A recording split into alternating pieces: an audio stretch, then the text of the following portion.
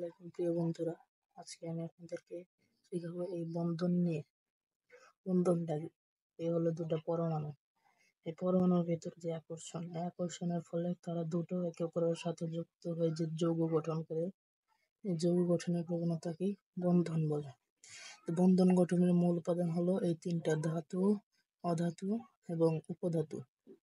উপধাতু জিনিসটার সঙ্গে আপনারা এখনো অনেকেই হয়তো পরিচিত নন। উপধাতুটা হলো, এটা অনেক সময় ধাতু এবং অনেক সময় অধাতুর মতো আচরণ করে। কিন্তু উপধাতুর একটা বৈশিষ্ট্য হলো, এটা অধাতুর চেয়ে একটু বেশি, এর ধাতুর মতো আচরণটা একটু বেশি, অল্প বেশি। তাই দুইটার সংমিশ্রণ আছে, তাই নাম দেওয়া হয়েছে উপধাতু। তো এখন আমরা বন্ধনটা দেখি। ধাতু আর অধাতু যে বন্ধন গঠন করে তাকে বলা হয় আয়নিক বন্ধন,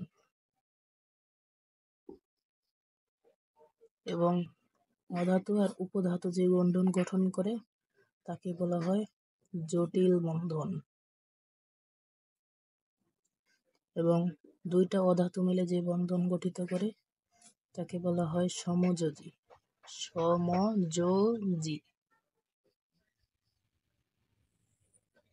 সেটা আমার বানানো একটু ভুল হয়েছে, সমযোজী বন্ধন।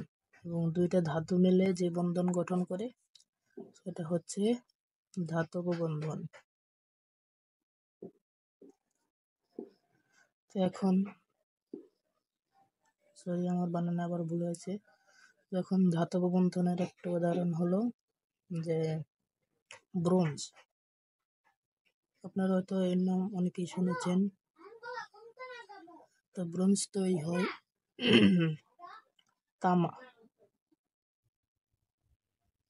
তামা প্লাস টিন দিয়ে।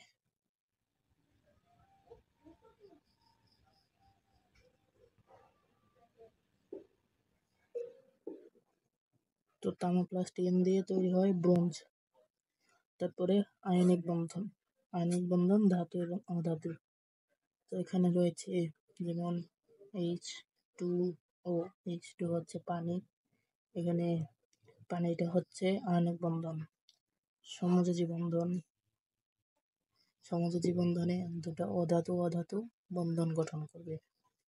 তো সমযোজী বন্ধনের মধ্যে আছে হচ্ছে গিয়ে sodium chloride, NaCl2, sodium chloride.